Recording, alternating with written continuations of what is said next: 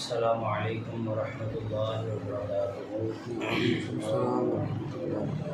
نحمده ونصلي على رسوله الكريم. أما بعد فقد قال الله تعالى في كلامه القديم وهو أصدق الصادقين. أعوذ بالله من الشيطان الرجيم. بسم الله الرحمن الرحيم. إن الله وملائكته يصلون على النبي يا أيها الذين آمنوا صلوا عليه وسلموا تسليما. اللهم صل على سيدنا محمد وعلى آل سيدنا محمد وبارك وسلم عليه.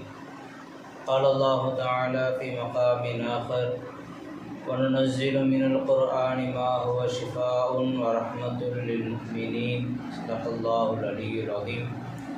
قال نبينا صلى الله عليه وسلم إن لله أهلين هم أهل القرآن أو كما قال عليه الصلاة والسلام.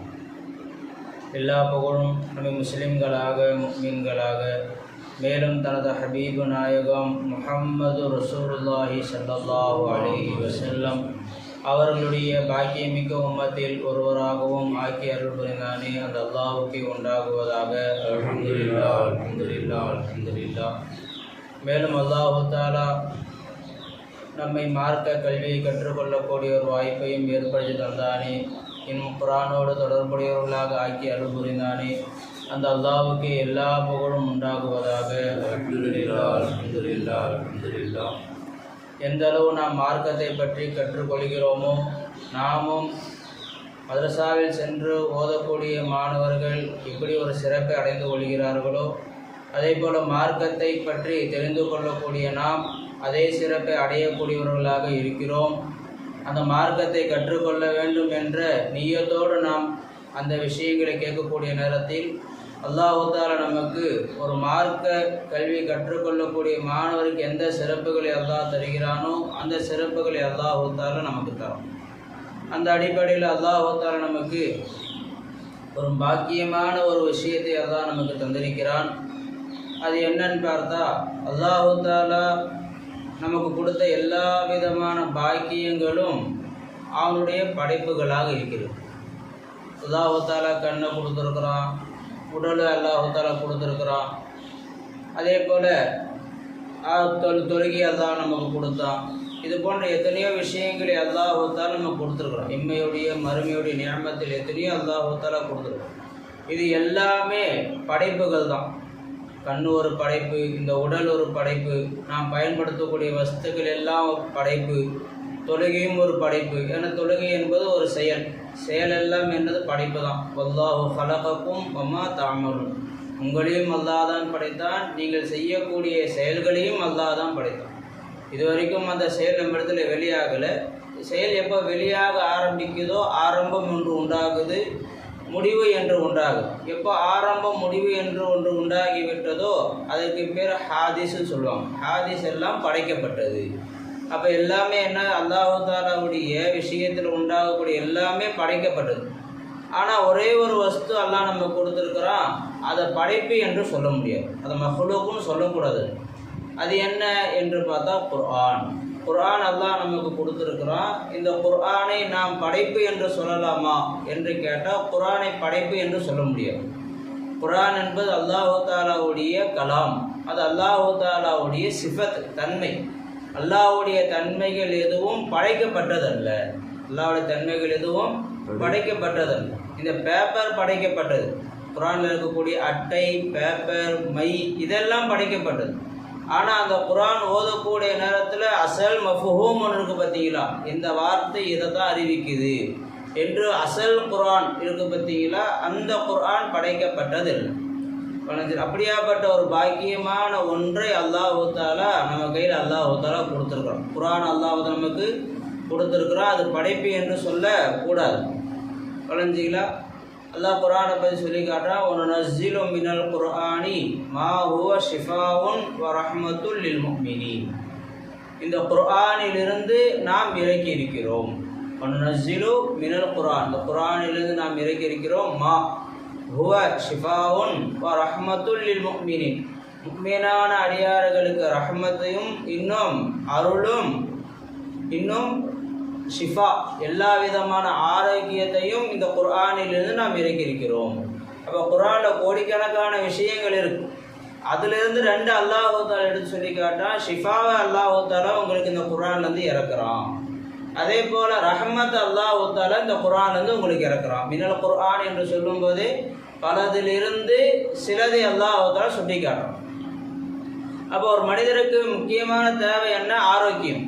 உடலுடைய ஆரோக்கியம், உள்ளத்துடைய ஆரோக்கியம், ரூஹுடைய ஆரோக்கியம், எல்லா கவலைகளிலிருந்து விடுபடக்கூடிய ஒரு ஆரோக்கியம் தேவை. அந்த ஆரோக்கியம் எதில் அல்லாஹ் தஆலா வச்சிருக்கிறான்? குர்ஆனில் வச்சிருப்பதாக அல்லாஹ் தஆலா சொல்லிக்காட்டும். குர்ஆன் அதிகமாக ஓத ஓத உள்ளத்தில் இருக்கக்கூடிய கவலைகள் எல்லாம் நீங்கும்.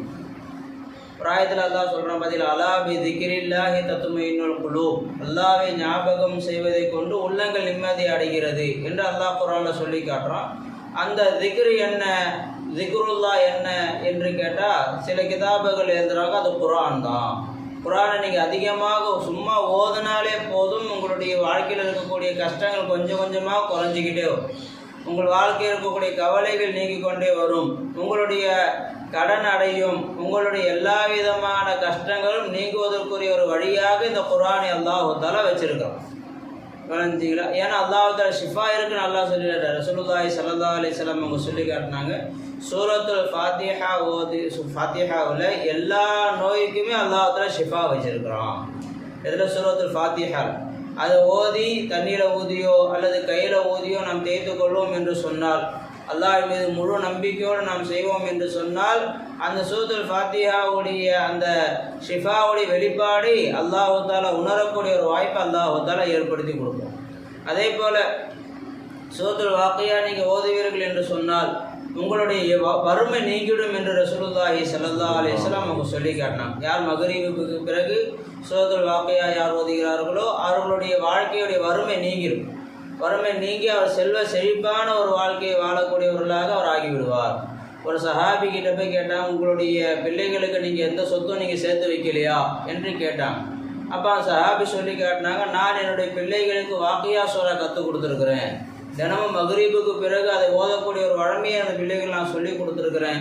அந்த பிள்ளைகள் அந்த வாக்கியா சூராவை ஓதிக்கொண்டிருக்கும் காலமெல்லாம் அல்லாஹ் தஆலா அவர்களை யாரிடத்திலும் கையேந்தாமல் அல்லாஹ் தஆலா காப்பாற்றுவான். ரசூலுல்லாஹி ஸல்லல்லாஹு அலைஹி வஸல்லம் நான் கற்றுக் கொடுத்துட்டேன்னு சொல்லி அந்த சஹாபி சொல்லி காட்டினாங்க. ஒரு மனிதர் சக்கராத்துடைய நேரத்தில் இருக்கிறாரு, அவருக்கு பக்கத்தில் உட்காந்து சூரத்துர் ராஅத் என்ற சூறாவை நம்ம ஓதணும் என்று சொன்னால் அவருடைய சக்கராத்து வேதனையே குறைஞ்சிடும். சக்கராத்து வேதனை நான் ஓதலை, பக்கத்தில் உட்காந்து ஓதுறாங்க, அவ்வளோதான். ஓத ஓத அவருடைய சக்கராத்து வேதனை என்னவாகும்? கொஞ்சம் கொஞ்சமாக குறைஞ்சிங்களா? ஒரு அடியாருக்கு பீஷா போகக்கூடிய அந்த உதிர் இருக்குது, கிட்னியில் கல் இருக்குது, அவருக்கு என்ன செய்கிறது? இதிஸ்தஸ்கா மூஸா லிகௌமிஹி ஃபகுல் நத்ரிப் பிஅஸாகல் ஹஜர் ஃபன்ஃபஜரத் மின்ஹு 12 ஐனா அப்படிங்கிற ஆயத்தை 3 தடவை ஓதி அல்லது 11 தடவை தண்ணியில் ஊதி தொடர்ந்து குடிச்சிக்கிட்டே வருவார் என்று சொன்னால் அல்லாஹ் தஆலா அந்த கிட்னி சம்பந்தமான எல்லா பிரச்சனைகளையும் அல்லாஹ் தஆலா நீக்கிறான். ஃபகானத ஹபா புஸ்ஸத்தில் ஜிபாலு பஸ்ஸா ஃபகானத ஹபா மும்பஸ்ஸா. இந்த ஆயத்தை ஓதி தண்ணியில் ஊதி குடித்தால் அந்த பீஷாப்புடைய அந்த கிட்னி சம்பந்தமான பிரச்சனைகளுக்கு அதில் தீர்வு இருக்குது என்று பெரியார்கள் அனுபவபூர்வமாக அதில் சொல்லி காட்டுறாங்க. ஒரு நபருக்கு மூல நோய் இருக்குது, அவர் என்ன செய்யறது? அதுக்கும் அல்லாஹ் குர்ஆன் சொல்றான், குல்லை யுஸீபனா இல்லா மா கதபல்லாஹு லனா ஹுவ மௌலானா வஅலல்லாஹி ஃபலதவக்கலில் முஃமினூன் ஆயத்து வருது பார்த்தீங்களா? அந்த ஆயத்தை 11 தடவை தண்ணில் ஊதி குடிச்சிக்கிட்டு வருவார் என்று சொன்னால் அவருக்கும் அல்லாஹ் தஆலா ஷிஃபாவை அல்லாஹ் தஆலா கொடுக்குறான். குர்ஆனுடைய ஆயத்துக்கு நிறைய ஆயத்துக்கள் நிறைய விஷயங்கள் என்ன செய்கிறாங்க சொல்கிறான். ஒரு நபருக்கு நெஞ்சு வலி இருக்குது என்று சொன்னால் அந்த நெஞ்சில் கையை வச்சு ஆயத்துல் குர்சி அதிகமாக கையை வச்சு ஓதிட்டு வருவார் என்று சொன்னால் அல்லாஹ் தஆலா அந்த நெஞ்சு வலி அல்லாஹ் தஆலா பரிபூர்ணமாக்குறான். ஒரு நபருக்கு கண்ணீர் அதிகமாக இருக்குது, லீலாஃபி குரஷி சூரா காலைல 11 தடவை மாலையில் 11 தடவை ஓதி தன் மேலே ஓதிக்கொள்வார் என்று சொன்னால், அதில் யார் மேலே கண்ணீர் இருக்குது அவங்க மேலே ஓதுவாங்க என்று சொன்னால் அவருக்கு அல்லாஹ் தஆலா கண்ணீருடைய அந்த பாதிப்பை விட்டு அல்லாஹ் தஆலா பாதுகாப்பை ஏற்படுத்தி கொடுக்குறோம். தெரிஞ்சுல? எந்த வீட்டில் ஆயத்துல் குர்சி ஓதப்படுகிறதோ அந்த வீட்டுக்கும் அதை சுற்றி இருக்கக்கூடிய 40 வீட்டுக்கும் ஜின்னு ஷைத்தானுடைய தீங்கை விட்டு அல்லாஹ் தஆலா பாதுகாக்கிறான் என்று ரசூலுல்லாஹி ஸல்லல்லாஹு அலைஹி வஸல்லம் அவங்க சொன்னாங்க. ஒரு நபர் தனக்கு சிஹிர் வச்சிருக்கிறாங்க, தன்னுடைய குடும்பத்தாருக்கு சிஹிர் இருக்குது, அப்படின்னு அவர் சிந்தனை வருது என்று சொன்னால் என்ன செய்யணும்? குலாவது பிரபில் ஃபலக்கு சூறாவையும் குலாவது பிரபின்னா சூறாவையும் அதிகமாக ஓதிக்கிட்டே இருக்கணும். அவர்கள் குடும்பத்தார்கள் எல்லாமே அதிகமாக ஓதிக்கொண்டே இருப்பார்கள் என்று சொன்னால் அல்லாஹ் தஆலா சிஹருடைய பாதிப்பை விட்டு அல்லாஹ் அவர்களை பாதுகாக்கும். இந்த மாதிரி நிறைய ஆயத்துகள் நிறைய விஷயங்கள் அல்லாஹ் தஆலா என்ன செய்யறான் நமக்கு ஏற்படுத்தி கொடுத்துக்கிட்டே இருக்கிறோம்.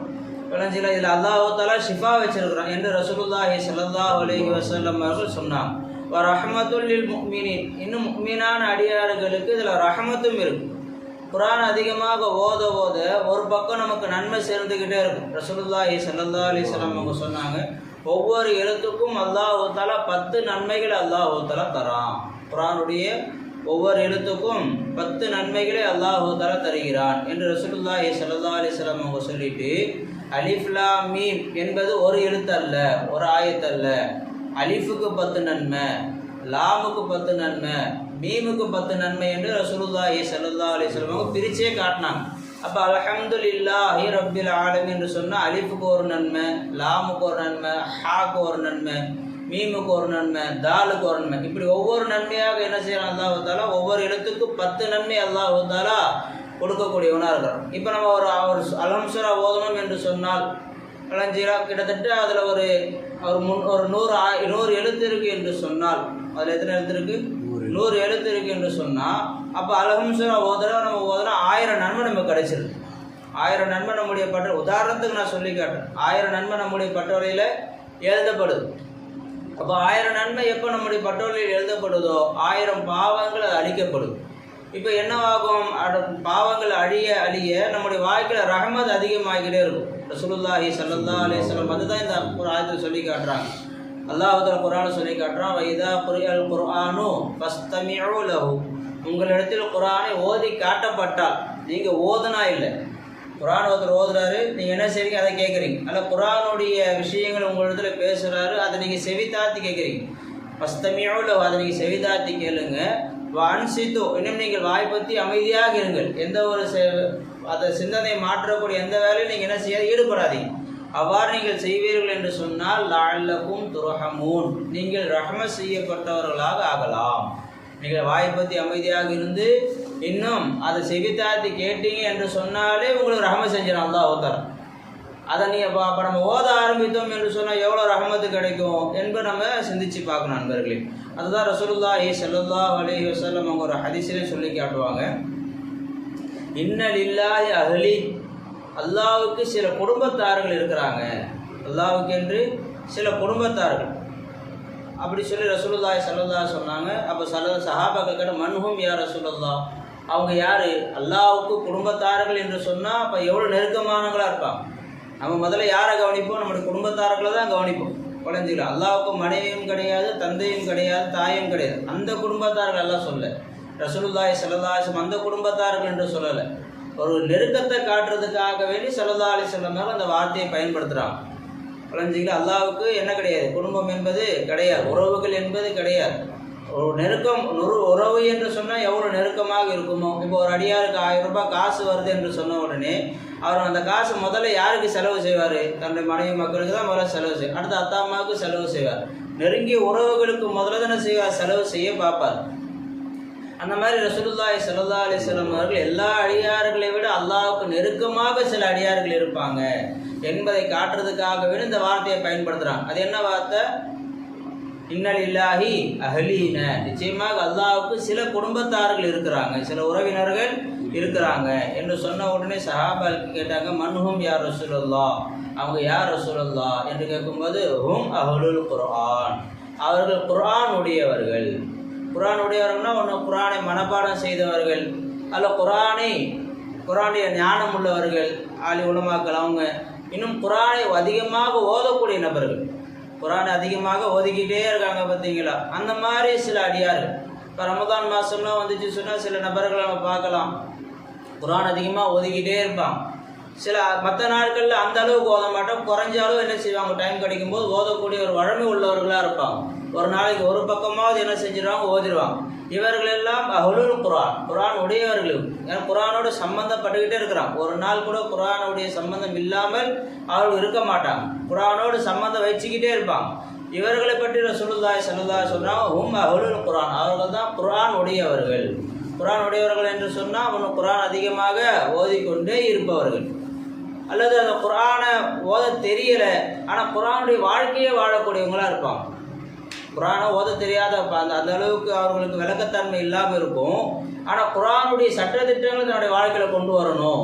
இது அல்லாஹ் தஆலா ஹராம் சொல்லியிருக்கிறான், இது அல்லாஹ் தஆலா ஹலால் சொல்லியிருக்கிறான் குர்ஆனில் என்று விளங்கி அந்த குர்ஆனுடைய அடிப்படையில் தன்னுடைய வாழ்க்கையை அமைத்து கொண்டவர்களாக இருப்பாங்க. குர்ஆன் சில நபர்களிடத்தில் ஓதும் தன்மையாக இருக்கும், சில நபர்களிடத்தில் வாழ்க்கையாக இருக்கும் குர்ஆனே. ரசூலுல்லாஹி ஸல்லல்லாஹு அலைஹி வஸல்லம் அவர்களை பற்றி ஆயிஷா ரலியல்லாஹு கிட்ட கேட்குறாங்க, யார் ரசூலுல்லாஹி ஸல்லல்லாஹு அலைஹி வஸல்லம் அவர்களுடைய குணம் எப்படியாப்பட்ட குணமாக இருந்தது என்று சஹாபாக்கள் கேட்டாங்க. அப்புறம் ஆயிஷா ரலியல்லாஹு தஆலா சொல்லி கேட்டான், கான ஹுலுகுஹு அல் குர்ஆன், அவங்களுடைய குணம்தான் குர்ஆனே. குர்ஆன் அவங்களோட குணம் கிடையாது.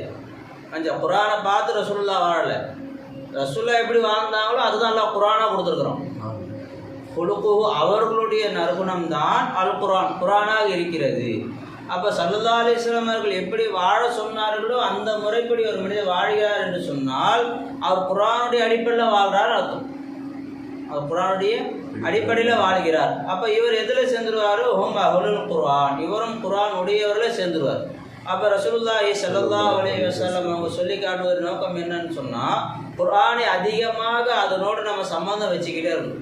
குறைஞ்சது அதை ஓதக்கூடிய ஒரு வழமை உடையவர்களாக நம்ம ஆகிடும். அதுக்கப்புறம் அதனுடைய விளக்கங்கள், அதனுடைய அர்த்தம், விளக்கம், அதனுடைய சட்டத்திட்டங்கள் எல்லாம் அது அடுத்தடுத்த ஸ்டேஜ். குறைந்தாலும் நம்ம என்ன செய்யணும்? குர்ஆனை ஓதக்கூடிய ஒரு வழமை உள்ளவர்களாக நம்ம ஆகிடும். ரசூலுல்லாஹி ஸல்லல்லாஹு அலைஹி வஸல்லம் ஃபலஹு அஜ்ரானி, அவருக்கு 2 கூலி இருக்குது அப்படின்னு சொன்னாங்க. ஆனால் சஹாபாக்கள் கேட்டாங்க, யார் ரசூலுல்லாஹ், யாருக்கு யார் ரசூலுல்லாஹ் அப்படின்னு கேட்டாங்க.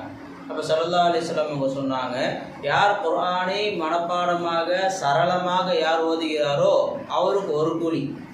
யார் குர்ஆனை திக்கி திக்கி ஓதுறாரோ, இப்போ தான் என்ன ஓத பழகிறார், அவர் அந்த அளவுக்கு வேகமாக என்னவாகல வரல, அவர் திக்கி திக்கி ஓதுறார் என்று சொன்னால் அவருக்கு 2 கூலி என்று ரசூலுல்லாஹி ஸல்லல்லாஹு அலைஹி வஸல்லம் அவங்க சொன்னாங்க. ஒன்று அவர் ஓதுவதற்கு சரவை எழுதுறாங்க, ஒன்று அவர் ஓதுறார் பார்த்தீங்களா அதுக்கு 1 கூலி. 2வது திக்கி திக்கி ஓதக்கூடிய நேரத்தில் அவர் சிரமம் வரும்ல, அந்த சிரமத்தை அவர் தாங்கி கொள்கிறாரே அதற்காக வேண்டிய 1 கூலி. 2 கூலி அல்லாஹ் தஆலா தருகிறான் என்று ரசூலுல்லாஹி ஸல்லல்லாஹு அலைஹி வஸல்லம் அவங்க சொல்லி காட்டினாங்க. விளங்குங்களா? இப்போ அவ்வளோ பேர் ஒரு பாக்கியத்தால் நம்ம கொடுத்துருக்குறான்ல, குர்ஆனோடு சம்பந்தம் உடையவர்களாக அல்லாஹ் என்ன செஞ்சுருக்கிறோம்? நம்மளை அல்லாஹ் தாழ்க்கிறோம். இன்னொரு ஹதீஸில் ஸல்லல்லாஹு அலைஹி சொல்லி காட்டினாங்க, யாருடைய உள்ளத்தில் குர்ஆனுடைய ஒரு சின்ன ஒரு பகுதி கூட மனப்பாடம் இல்லையோ அந்த உள்ளமாகிறது பாழடைந்த இல்லத்துக்கு சமமானது, அந்த இல்லம் பாழடைந்த வீட்டுக்கு சமமானது என்று ஸல்லல்லாஹு அலைஹி சொன்னாங்க. பாழடைந்த இல்லத்தில் என்ன இருக்கும்? விஷஜந்துக்கள், என்னது கெட்ட கெட்ட ஜின்னுகள், இந்த மாதிரி எது எல்லாம் மனிதனுக்கு தீங்கிழைக்கக்கூடியதாக இருக்குமோ அதுதான் இருக்கும். அப்போ யாருடைய உள்ளத்தில் குர்ஆனே இல்லையோ அவருடைய உள்ளத்தில் அல்லாஹ்வுக்கு மாற்றமான சிந்தனைகள் உண்டாகும். கவலை, கஷ்டம், இது போன்ற சிந்தனைகள் தான் உண்டாகும் என்று இந்த ஹதீஸுக்கு விரைவுரையை எழுதி காட்டுறாங்க. அப்போ ரசூலுல்லாஹி ஸல்லல்லாஹு அலைஹி வஸல்லம் அவர்கள் குர்ஆனோடு அதிகமாக சம்பந்தம் வைத்து கொள்ள வேண்டும் என்று ஸல்லல்லாஹு அலைஹி வஸல்லம் அவர்கள் நமக்கு அதுதான் சுட்டி காட்டுறாங்க இந்த ஹதீஸுகள். இன்னொரு ஹதீஸில் ஸல்லல்லாஹு அலைஹி வஸல்லம் அவங்க சொல்லி காட்டினாங்க, அல் ஹஸது யஅகுலுல் ஈமான் கமா தஅகுலுன் நார் அல் ஹதப், எப்படி விறகை நெருப்பு தின்று விடுகிறதோ அதே போல் பொறாமை ஈமானை தின்றும் என்று ஸல்லல்லாஹு அலைஹி வஸல்லம் அவங்க சொன்னாங்க. பொறாமைன்னா என்ன? அவனுக்கு மட்டும் கிடைச்சிருக்கு எனக்கு கிடைக்கலையே அப்படிங்கிற எண்ணத்துக்கு பேர் பொறாமை.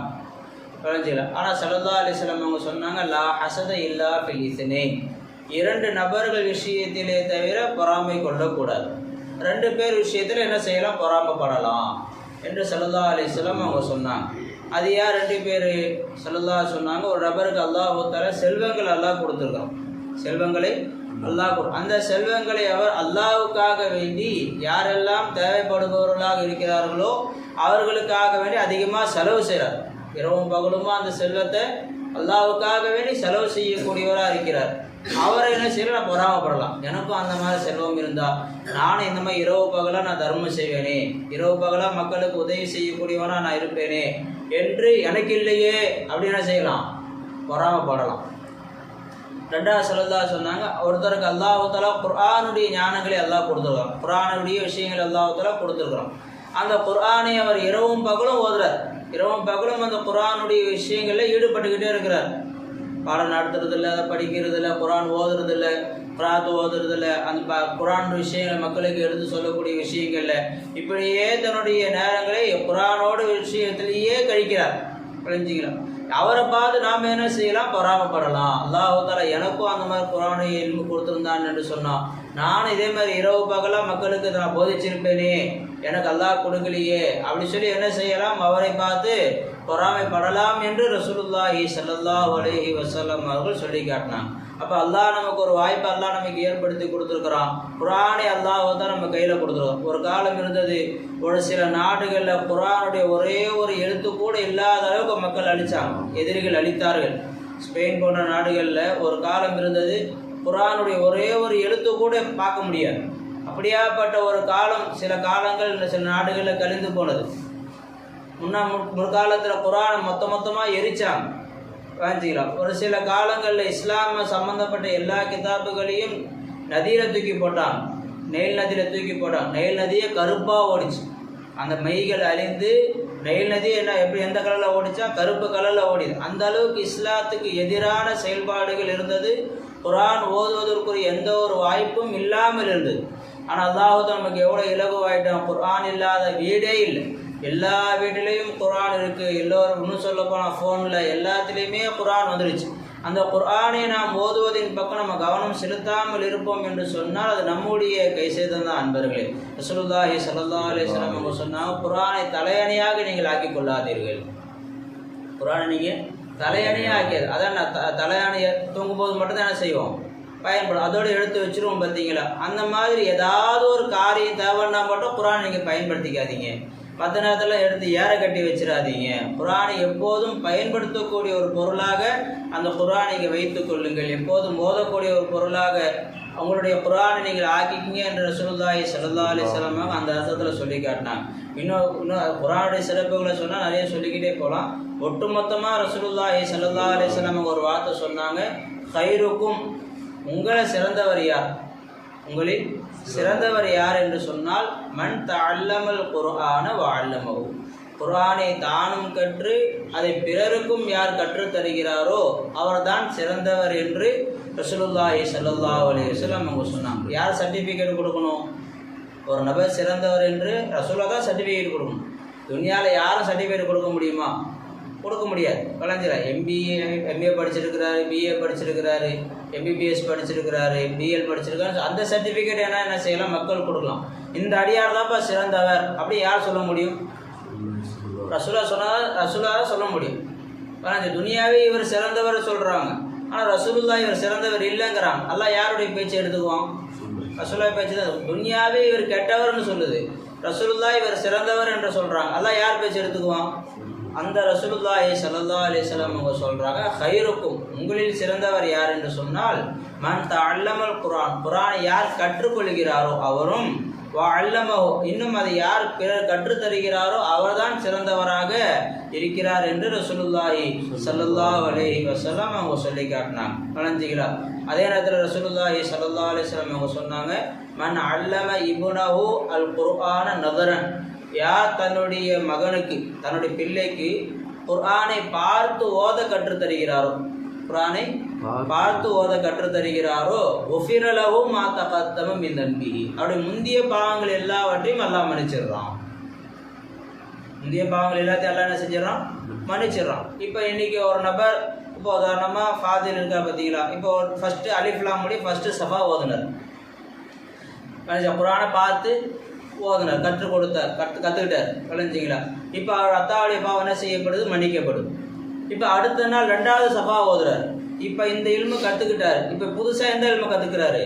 ரெண்டாவது சஃபோட இல்மை கற்றுக்கிறார். இப்போ மறுபடியும் அவங்க அத்தாவுடைய பாவம் என்ன செய்யப்படுது? மன்னிக்கப்படுது. இப்போ மூணாவது சஃபா கற்றுக்கிறார், மறுபடியும் என்ன செய்யப்படுது? பாவம் மன்னிக்க. இப்படியே ஒவ்வொரு சஃபாவாக கற்றுக்கொள்ள கற்றுக்கொள்ள கற்றுக்கொள்ள யாருடைய பெற்றோருடைய பாவம் மன்னிக்கப்பட்டுக்கிட்டே இருக்கு. விளைஞ்சிக்கலாம். இப்போ அந்த அளவாக பாவம் செய்வாங்க. வளைஞ்சில. அப்போ பாவங்கள் மன்னிக்கப்பட்டது என்று சொன்னாலே அடுத்தடுத்து செய்யக்கூடிய நன்மையான காரியங்கள் அவர்கள் பட்டோலையில் நன்மையாக சேர்ந்து அவங்க அந்தஸ்து உயர்ந்துக்கிட்டே இருக்கும். துன்யாவிலேயே அவர்களுடைய அந்தஸ்து மிக உயர்ந்த ஒரு அந்தஸ்தாக உயர்ந்துடும். அதுக்கப்புறம் ரசூலுல்லாஹி ஸல்லல்லாஹு அலைஹி வஸல்லம் அவங்க சொல்கிறாங்க, கியாமத்து நாள் அந்த பெற்றோர்கள் வருவாங்க. என் பாவம் எல்லாம் சுத்தமாக மன்னிக்கப்பட்டுடுச்சு இல்லை, யாரால? தம்பி ஓதி ஓதி பாவம் ஃபுல்லாக மன்னிக்கப்பட்டுடு. இப்போ கியாமத்து நாள் அந்த பெற்றோர்கள் வருவாங்க. அவர்களை அல்லாஹ் தஆலா ஒரு விசாலமான ஒரு சிம்மாசனத்தில் அல்லாஹ் உட்கார வைத்து அவர்களுக்கு அல்லாஹ் தஆலா கிரீடத்தை மாட்டுவான். ஸல்லல்லாஹு சொல்கிறான், அவருக்கு ஒரு கிரீடத்தை அல்லாஹ் தஆலா பெற்றோர்களுக்கு மாட்டுவான். அது எப்படியாப்பட்ட கிரீடம்? அது உங்களுடைய வீட்டுக்குள்ளே சூரியன் இருந்தால் எவ்வளோ வெளிச்சமாக இருக்கும். சில உதாரணம் சொல்லி காட்டுறாங்க. உங்களுடைய வீட்டுக்குள்ளே சூரியன் இருந்தால் எவ்வளோ வெளிச்சமாக இருக்கும். அதை விட வெளிச்சமான ஒரு கிரீடத்தை அல்லாஹ் தஆலா அவர்களுக்கு மாட்டுவான். எல்லா மக்களும் எண்ணிக்கை கொள்வாங்க, ஒரு நாள் நபிமார்களாக இருப்பார்களோ அப்படின்னு நினைப்பாங்க. நபிமார்களாக பெண்கள் இருக்க மாட்டாங்களே, எங்கள் அம்மா உட்காந்துருக்காங்களே, பெண்கள் இருக்க மாட்டாங்களே அப்படி சிந்தனை வரும். அப்போ சொல்லுவான், அப்போ அல்லாஹ் சொல்லுவான், அந்த யார் அந்த மகனை பார்த்து சொல்லுவான், இக்ரா வர்தகி, நீ குரானை ஓதுப்பா, அந்தஸ்து உயர்ந்துக்கிட்டே போ. குரானை ஓது, அந்தஸ்தை உயர்ந்து கொள்ளே போ அப்படின்னு சொல்லி அல்லாஹ் சொல்லுவான்.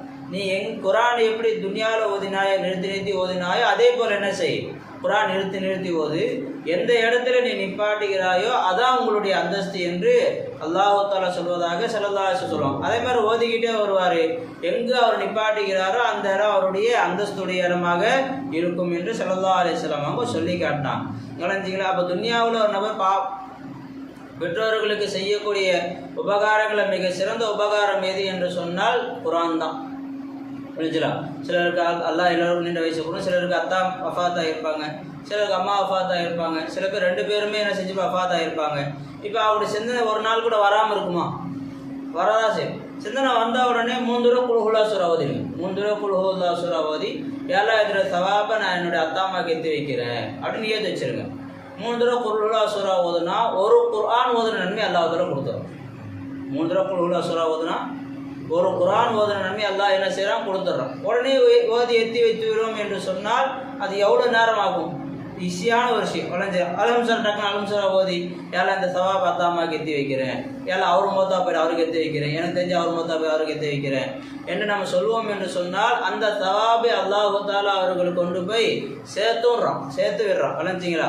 அப்போ அவர்களுக்கு அல்லாஹ் தஆலா அதை கொண்டு நம்ம மேலே ஒரு பாசத்தை அல்லாஹ் தஆலா உண்டாக்குறான். நமக்கும் அவங்களுக்கு ஒரு சம்மதம் என்ன ஆகிட்டு இருக்கும், இருந்துக்கிட்டே இருக்கும். சில நேரங்களில் அவர்களை கொண்டு கூட அல்லாஹ் நமக்கு என்ன செய்யும், சில உதவிகளை அல்லாஹ் தஆலா செய்வோம். ஒரு நாள் குல் ஹுவல்லாஹ் சூரா வரலை, கலைஞர் தன்னோட மகன்கிட்ட வந்து சூறா வரலையே, இன்னைக்கு என்ன ஆச்சுன்னு தெரியலையே, எல்லாம் ஏதாவது ஒரு உடம்பு சரியில்லைன்னு ஷிஃபா வைக்கிறியா அல்லா, அவருக்கு ஏதாவது கஷ்டம்னா சரியாக்கிறியாதா, எனக்கு ஓதி அனுப்புகிற அளவுக்கு சிந்தனை மாறுதுன்னு சொன்னால் என்ன கஷ்டத்தில் இருக்கிறாரோ அந்த கஷ்டத்தை நீக்கியாதா என்று அவர்கள் நமக்காக வேண்டிய கபர்லேருந்து என்ன செய்வாங்க, துவா செய்வாங்க. இதுக்கெல்லாம் ஒரு வழியாக தான் என்ன செய்யப்பட்டிருக்கு, இந்த குர்ஆனை அல்லாஹ் தான் நம்ம கொடுத்துருக்குறான். இன்னும் இந்த குர்ஆனை பற்றி சொல்ல போனால் சொல்லிக்கிட்டே இருக்கலாம். அப்படியாப்பட்ட குர்ஆனை கற்றுக்கொள்ளக்கூடிய ஒரு வாய்ப்பை அல்லாஹ் நமக்கு தந்திருக்கிறான். அதை கற்று கொடுக்கக்கூடிய ஒரு வாய்ப்பை அல்லாஹ் நமக்கு கொடுத்து இதையும் பயன்படுத்தி கொள்ளணும். யாரெல்லாம் அந்த குர்ஆன் பக்கம் கவனம் இல்லாமல் இருக்கிறோமோ அந்த குர்ஆனை கற்றுக்கொள்வதற்குரிய வாய்ப்பை நம்ம ஏற்படுத்திக்கணும். வலகத் யஸ்ஸர்னல் குர்ஆன லிذிக்ர், குர்ஆனை திக்ர் செய்வதற்கு நினைத்து பார்ப்பதற்கு மிக லேசாக்கி வைத்திருக்கிறோம். ஃபஹல் மின் முத்தக்கிர், அதை நினைத்து பார்ப்பவர் யார் இருக்கிறார் என்று அல்லாஹ் தஆலா குர்ஆனிலே கேட்குறான். குர்ஆன் ரொம்ப லேசானதாக இருக்கிறது. அதை கற்றுக்கொண்டு அதனுடைய சிறப்புகளை அடையக்கூடிய வாய்ப்பை அல்லாஹ் தஆலா நம் அனைவருக்கும் தந்தல் புரிவானாக. வாஹிரு தஅவானா அல்ஹம்துலில்லாஹி ரப்பில் ஆலமீன். அஸ்ஸலாமு அலைக்கும் வரஹ்மத்துல்லாஹி வபரகாத்துஹு.